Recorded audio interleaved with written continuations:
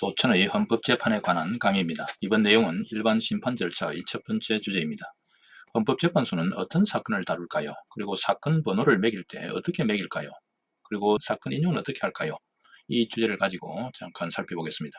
헌법소송의 일반 심판 절차에 관한 내용을 다뤄보겠습니다. 일반 심판 절차는 헌법재판소법에 일반 심판 절차에 관한 규정들이 있습니다. 일반 심판 절차의 내용은 헌법재판소가 가지는 5가지 유형의 심판 절차 공통된 부분을 묶어 놓은 겁니다. 그래서 전체적으로는 딱 7가지 주제를 가지게 되는데요. 하나는 첫 번째가 재판부 구성이 어떻게 되는가, 그리고 두 번째 청구인이나 비청구인을 비롯해서 당사자를 어떻게 특정하는가, 그 다음에 심판 대상을 확정하는 문제입니다. 세 번째, 이 심판 대상을 확정하는 문제가 중요하고요. 그 다음에 실제로 헌법재판소 내부에서 어떻게 심리를 하고 또 어떻게 평의를 하는지 하는 내용을 다루겠습니다. 다섯 번째로 결정의 효력, 특히 이제 위헌 결정의 효력이 어떻게 되는 것인가 하는 내용이고요. 여섯 번째로 헌법재판소가 주문에서 여러 가지 전국 결정의 유형을 나타내게 됩니다. 그래서 그 전국 결정의 유형에 대해서 살펴보고요. 그 다음에 위헌 결정의 효력을 함께 또 그와 연관된 위헌 결정의 효력을 주로 다루겠습니다. 그 다음에 가처분 절차,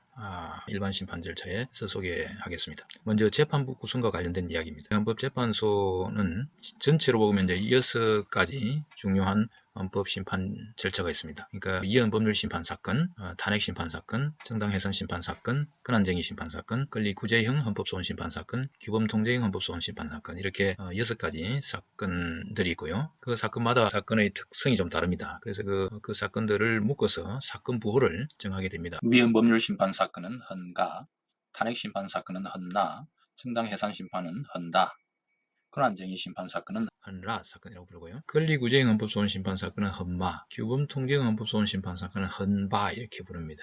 물론 여기에 하나 소개를 하지 않았습니다만은 신청 사건이 있습니다. 신청 사건은 예를 들면 국선 대리인 신청을 한다든지 가처분 신청을 한다든지 하는 신청 사건은 헌사라고 표기합니다. 사건 부호가 그렇습니다. 헌법재판소에 이제 사건이 접수되면은 먼저 그 접수 공무원이 자동으로 기계적으로 사건 번호를 매기게 됩니다. 왜냐하면 사건 번호를 매기는 방법이 정해져 있습니다. 예를 들면 헌바라고 하면은 헌바 2009 헌바 222 이렇게 하면은 이 의미는 헌바 사건으로서 2009년도에 접수된 것으로 222번째 접수된 것이다, 이런 의미입니다. 그러니까 이제 이렇게 접수 연도, 사건 부호, 그 다음에 진행 번호라고 표현합니다만은 이거는 접수 순서를 나타냅니다. 그렇게 해서 이제 사건 번호가 매겨지게 되고, 그러면 이 사건이 이런 사건 번호로 특정이 되게 됩니다. 무엇이든지 이제 사건이 특정이 되어야 되니까요. 이렇게 해서 이제 이 사건을 나타내게 되고요. 아까 말씀드린 대로 이 사건 부호에 관해서는 여기에 소개를 해놨습니다. 그 다음에 이제 사건 번호가 매겨지면은 접수 공무원은 사건명을 선택하게 됩니다. 보통 사건명은 심판 대상이 되는 법률 조항이면은 민법